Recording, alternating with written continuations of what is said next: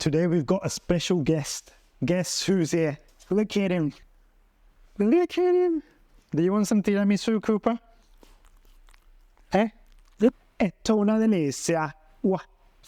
Do you know the power of transformation that lies within our kitchen? I'm not just talking about transforming raw ingredients into something delicious, but how the ritual of creating something so delightful can help us with our emotions and feelings that we have. Today, I'm sharing more than just a recipe of a tiramisu.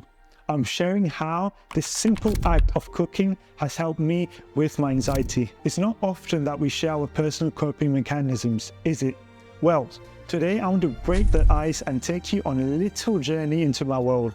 A world where dealing with anxiety doesn't involve prescriptions or therapy sessions, but instead it involves the enticing art of cooking tiramisu. Yes, you heard it right, tiramisu. Whenever I make tiramisu, it's like a calm break from my worries. As I mix the ingredients, layer the creamy mascarpone and sprinkle the cocoa, I feel my worries fading away. And guess what's the best part? I end up with a really tasty treat. Now, you might be wondering what's the connection between making a tiramisu and how it affects our mood, right? Well, let me explain. You see, the act of cooking itself can be therapeutic. It involves a sequence of steps, focus and care. When we immerse ourselves in this process, it's like our mind gets a break from the stresses of our life. It's like a form of mindfulness, being in the present moment. And then there's the tiramisu itself. Voila! It's not just about the final product, but the journey of making it. The soothing rhythm of whisking eggs, the soft texture of the mascarpone cheese, the rich aroma of coffee soaking into the lady fingers. Every step brings its own joy. Also, tiramisu means pick me up or cheer me up in Italian. When we are feeling low, we often look for something to lift our spirits, don't we? And what better way than a dessert that literally means cheer us up. So making tiramisu is more than just creating a dessert. It's about taking time for your own self, allowing your mind to focus on the simple task and finding joy in the small moments. And that can have a big impact on our mood and mental health. So let's begin. It's time to use our hands and get into the heart of the journey, making the tiramisu. And remember, it's not just about the dessert at the end, it's the process. Each step is a moment to center yourself, to breathe, and to create. Ready? So let's get started. First, we will prepare our ingredients. We need fresh eggs, sugar, mascarpone cheese, lady fingers, coffee, and a dash of cocoa powder. As we lay out our ingredients, notice how the simple act of organizing our ingredients brings us a sense of control and calm. Next, we separate the egg yolks from the whites. It's a delicate process, just like handling our emotions. We whisk the egg yolks and sugar until it becomes a light, creamy mixture. Notice the rhythm of the wrist as you whisk, a mini meditation in itself. Now, we fold in the mascarpone cheese to our egg yolk mixture. It's about balance, not too heavy, not too light. Once that's done, we'll whisk our egg whites to soft peaks. This takes patience, but it's worth it, I promise.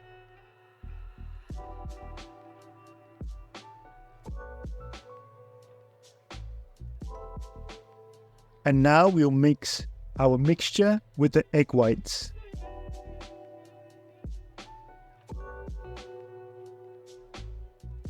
So, it's time for my favorite part, assembly. But here's a little secret.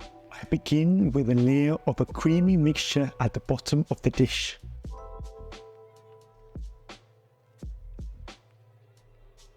Then, each ladyfinger is thoroughly soaked in coffee, not just a quick dip.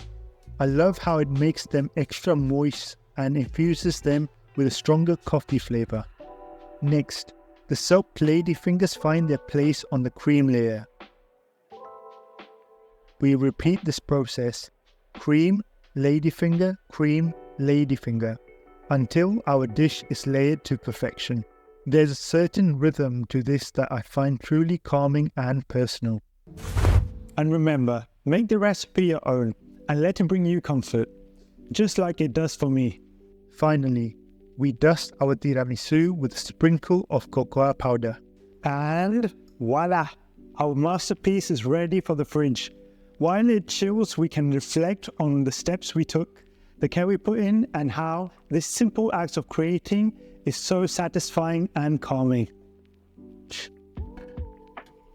Have you ever wondered why cooking feels so soothing? Why does the simple act of creating a meal or a dessert seem to lighten our hearts? Well, cooking is a form of therapy. Psychologists say that it can help us manage stress and anxiety.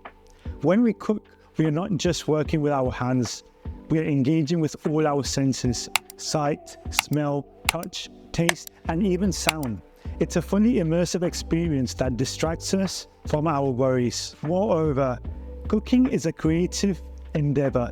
Each time when you whip a dish or dessert, it's like crafting an edible piece of art. The sheer joy that comes from creating something, from watching a simple ingredients transform into a delightful dish, can offer a sense of fulfillment and achievement. While cooking, particularly making a tiramisu, has given me an enjoyable way to find peace and navigate my feelings. It's not the only thing that helps me. Just like a well-prepared dish requires a balance of different ingredients, maintaining mental health often requires a blend of different activities. So whether it's reading a book, going for a run, or spending time with loved ones, it's essential to find your unique blend of activities that help you to relax and regain control. The key is to nurture our mental health in whatever way suits us best. And now, it's the moment we've all been waiting for.